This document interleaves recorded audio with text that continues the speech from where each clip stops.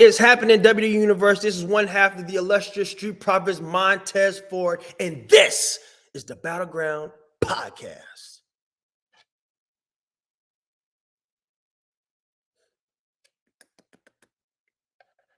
What's up, you guys? Welcome back into iHeartRadio's official wrestling podcast, the Battleground Podcast. It is Battle. And, of course, this Monday night, it is going down at LCA. Monday Night Raw returns to Detroit. Of course, tickets are available at Ticketmaster.com. And, let's just go ahead and do it. Let's bring in our guest today. Montez Ford joins the show. Montez, let me bow down because look at that swag. Like, I just wish that I could pull off something like that. No, you can, man. You can, but I appreciate you having me on this illustrious morning, man. How are you doing? I'm doing pretty good. It's honored to have you on the show. How are you this morning? I'm great, man. I'm just getting ready for this interview as well as possibly church or interview later on. As you can see, you never know what you might have to do on mornings like this. So you got to stay prepared for battle. No pun intended. No pun intended. I like that. Of course, you guys are going to be rolling through Detroit at Little Caesars Arena this Monday night. You can still grab tickets. Right now, they're available at Ticketmaster.com. But I want to kind of briefly talk about something that recently just happened. Of course, we're coming off of Wrestlemania. Can we expect the Street Profits to be more aggressive now coming out of, what we don't want to talk about what happened at Mania? I mean, you've said in interviews before Mania that y'all were more aggressive because it was Mania season. And it was also the culmination of 2 years of not getting that moment. Loss at Mania, will y'all be more aggressive in pursuit of the titles now? Yes. I mean, when we had the draft last year, we traded off the Raw Tag Team Championship. So we actually never lost the Raw Tag Team title. So now that we're back on the flagship show, the most longest running episodic television show in history, which is Monday Night Raw, which is Monday Night Profits. We're back on Monday Night Raw, and we have RK Bro, which very excitingly well is a great tag team, a great brotherhood, a great love and friendship that they have and shared, and all these moments that they share together. But they also possess something that does not belong to them entirely, which is the Raw Tag Team titles. So yes, that frustration will rise. Yes, that frustration will rise because we want that prize, which is the Raw Tag Team title. So yes, the frustration is there. Yes, we're coming off the heels of a WrestleMania. Yes, we're coming off the heels of 2 years of trying to get to WrestleMania. And now, in pursuit of Raw Tag Team titles, we have RK Bro that currently possesses them. So yes, the aggression has went up because, as you know, as time passes and you don't have something that's retrieved and comes back to you, that frustration rises. But you gotta remain poised. You gotta remain poised, consistent, keep your mind on the swivel and keep everything good. But that frustration does rise. And that's what the current mode and game plan is setting that we're in right now. We're trying to get back something that we never lost. And I think if that was anybody in that same situation, you're trying to get back something that you never lost, you'd be frustrated too. You'd be like, what are you doing with that? What are you doing? So I guess we could say technically you're still the Raw Tag Team Champions if we want to go with exactly. So you'd be frustrated too if you had to go do championship contendership matches to get back something that you never lost in the first place. How did you got to go through all these matches and these number one contenderships to get back something that you never lost in the first place? It should be automatic, right? You automatically get it. So they get an opportunity. Definitely, for sure. And I'll tell you, we've got some pretty good track record. Everybody coming on this show goes on to win the title. So you coming on this show, you're going to go on to win that title because we're going to put that pretty good luck on the Battleground Podcast. Something also really cool, and I love seeing this. And you and Bianca, like just seeing your couple goals AF, as the kids like to say that, right? I think this is awesome because as I scrolled through social media and I saw WWE post a moment of like when you were behind the curtain waiting for the first time at Mania when she won, and then you were there for the second time. Let me kind of peel back the curtain even more.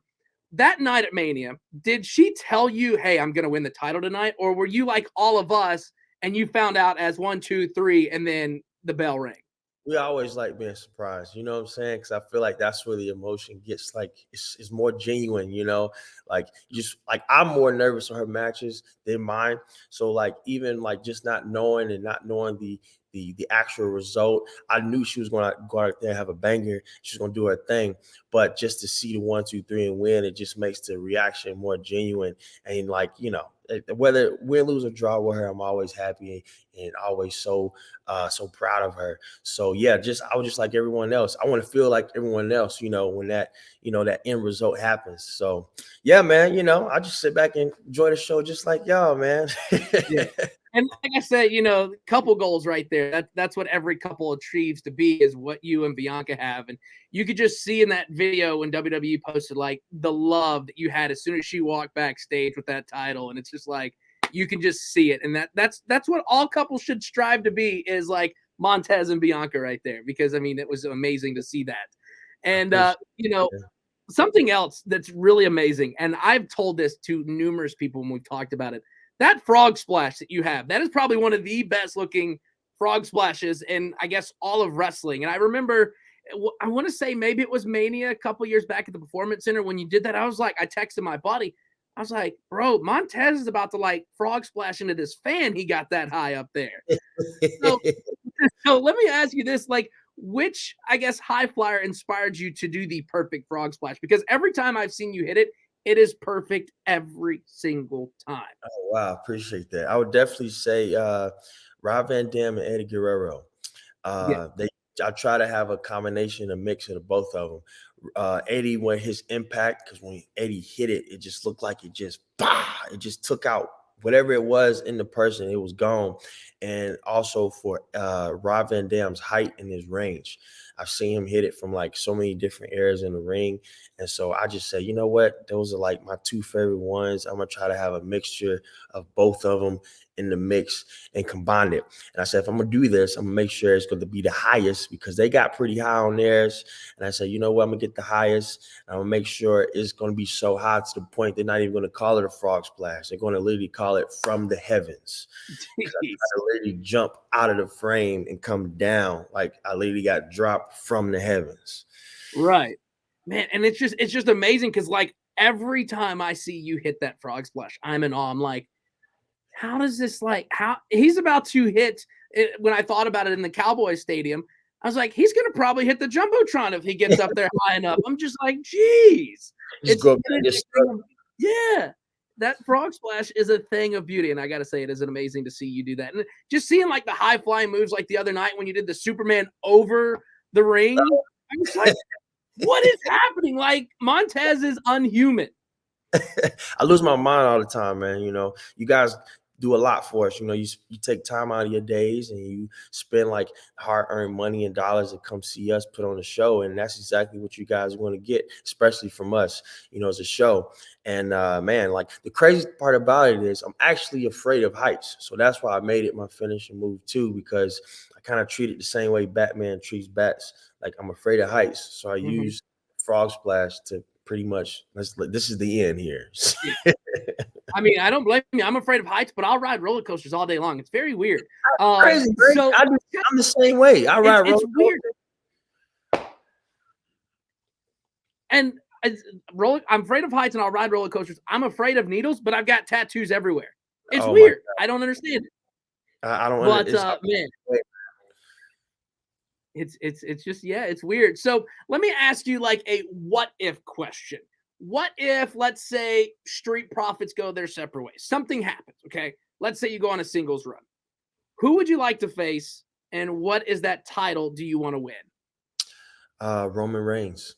He has the ultimate prize in our business right now. Actually, he has the ultimate prizes, plural now, in our business right now, which is the WWE Championship and the Universal Championship.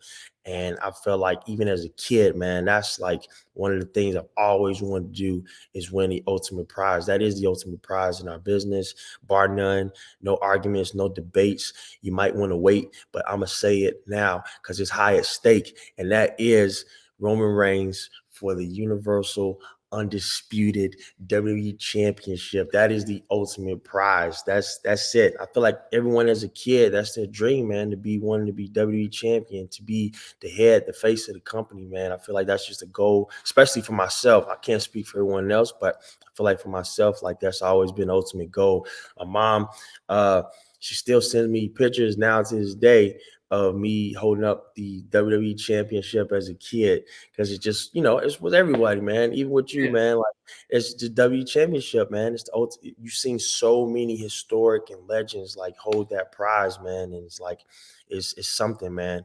And I know if it does happen, like if me and Dark Scar separate ways, whether he, goes for the same goal as well, that support's always going to be there. I feel like you can't achieve these goals without that support behind you. You know what I'm saying? So Yeah.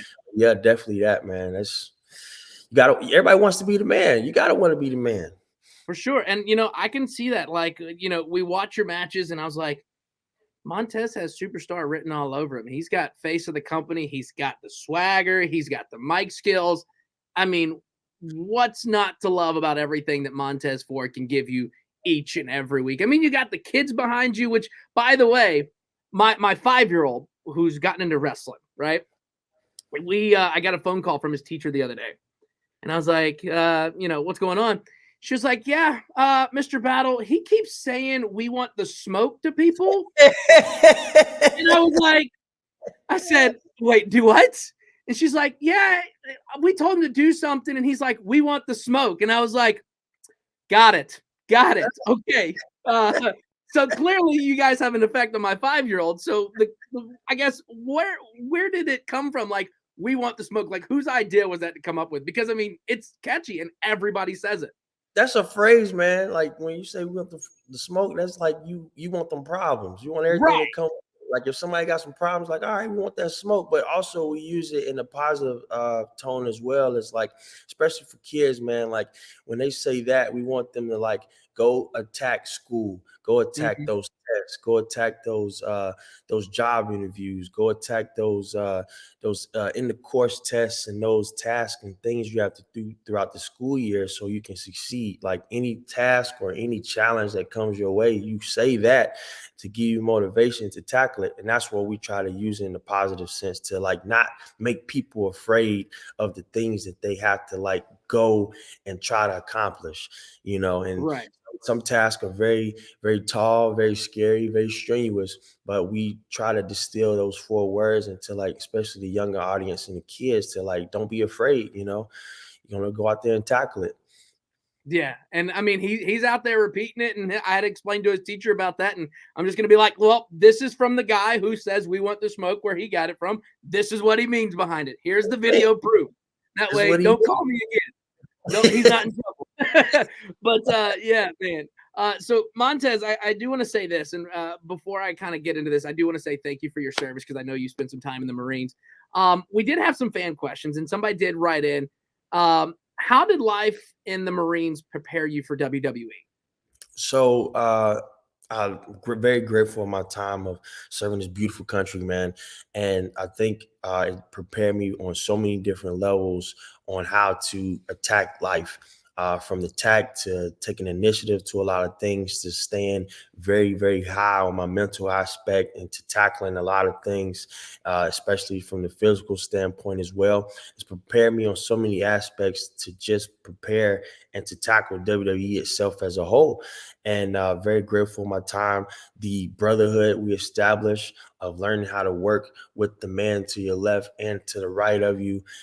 Just so many aspects. I feel like the Marine Corps prepared me for every single thing that I had to do for the WWE, and very grateful of it, man. I still keep in contact with all those guys there. It's like a long-term life brotherhood. And Right. I feel like I said, every single thing that I went through the Marines, every mission, every task, I feel like it set me up to tackle the WWE and the WWE universe as a whole. Very grateful of it. And of course, serving this beautiful country, the US of A, man. For sure. And again, thank you for your service on that one. And I also want to say thank you again for coming on the show today. It's an honor to have you on. And I know we follow each other on Twitter, and the motivations you pop out on tweet every day. It's great to see those. So I thank you for everything that you do. And Montez, it's an honor to have you on the show today, man. No, 100%, man. I appreciate you taking the time to have me, man. Yes, sir, for sure.